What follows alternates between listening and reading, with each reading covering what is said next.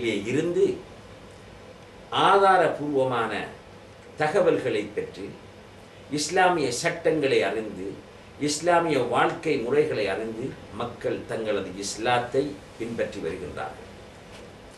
ஆனால் அண்மை காலம் தொட்டு மக்கள் இந்த மதுஹபுகளை பின்பற்றக்கூடாது என்று கூறி அல்லது முன் சென்ற உலமாக்களின் வழிகளை பின்பற்றக்கூடாது என்று கூறி மக்களை மதுஹபுகளிலே இருந்து மதுஹபுகளை பின்பற்றுவதிலிருந்து வெளியேற்றுவதற்கு பல இயக்கங்கள் முயற்சி செய்து வந்தன.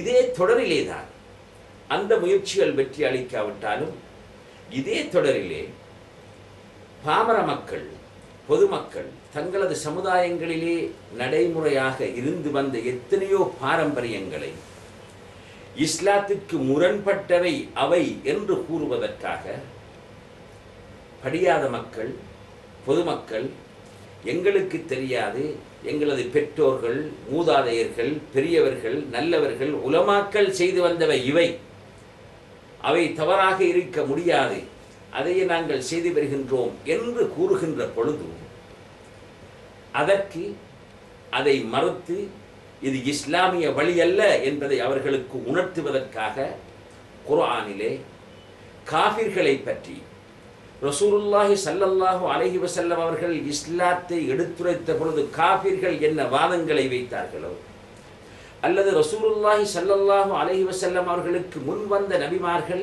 அல்லாஹ்வின் தாவாவை மக்கள் மத்தியிலே பரப்பிய பொழுது அவர்களை எதிர்த்த அன்றைய காஃபிர்கள் எவ்வாறு சொன்னார்களோ அவைகளை ஆதாரமாக காட்டி இன்றைய முஸ்லிம்களை வழிகேடர்கள் என்று கூற முன் வருகின்றார்கள் சில இஸ்லாமிய பிரச்சாரகர்கள். பல் காலு இன்னா வஜத்னா ஆபாஅனா அலா உம்மத்தின் வ இன்னா அலா ஆசாரிஹிம் முஹ்ததூன். இது ஒரு குர்ஆன் வசனம். அல்லாஹ்வின் பால் அழைக்கப்பட்ட பொழுது காபிர்கள் என்ன சொன்னார்கள்? இல்லை, எங்களது மூதாதையர்கள் எங்களது பெற்றோர்கள் அவர்கள் ஒரு வழியிலே இருந்தார்கள், அந்த வழியிலேயே நாங்கள் நேர்வழி பெறுகிறோம், அந்த வழியிலேயே நாங்கள் நடக்கப் போகின்றோம் என்று சொன்னார்கள் அந்த காபிர்.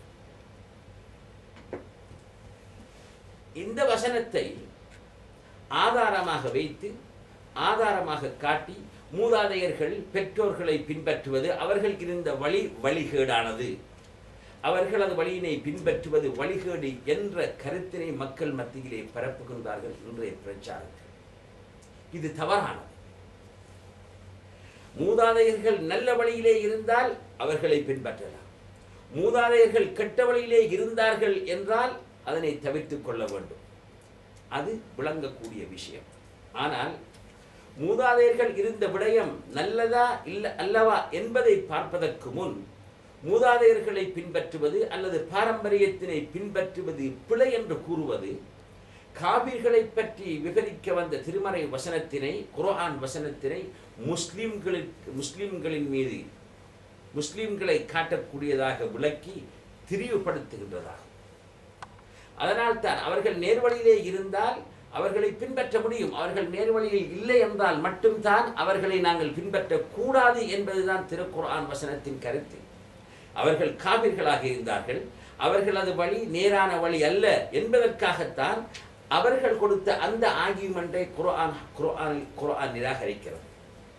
ஆனால் நேர்வழி உள்ளவர்களாக முஸ்லிம்களாக அவர்கள் இருந்திருந்தால் அவ்வாறு கூறுகின்ற பொழுது அதை குர்ஆன் ஏற்றுக்கொள்கின்றது. அதனால் தான் குர்ஆனிலே அல்லாஹ் வேறு ஒரு இடத்திலே கூறுகிறான், அவலவ் கான ஆபாஉஹும் லா யஅகிலூன ஷைஅன் வலா யஹ்தனூன் وإذا قيل لهم اتبعوا ما أنزل الله قالوا بل نتبع ما ألفينا عليه آباءنا.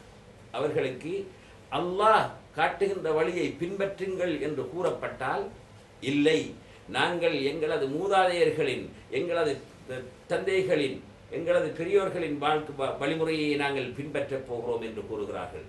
அவலவ் கான ஆபாஉஹும், அப்பொழுது அல்லாஹ் கூறுகிறான் குர்ஆனிலே, அவலவ் கான ஆபாஉஹும் லா யஅகிலூன ஷைஅன் வலா யஹ்தனூன், அவர்களது மூதாதையர்கள் எதையும் விளங்காத நேர்வழியே தெரியாதவர்களாக இருந்தாலுமா என்று அல்லாஹ் கேட்கின்ற பொழுது அதிலிருந்து எங்களுக்கு விளங்குகின்றது என்னவென்றால் நேர்வழியில் இருந்தவர்களாக அவர்கள் இருந்தால் அவர்கள் அதை அவர்களது வழி பின்பற்றப்பட வேண்டிய வழி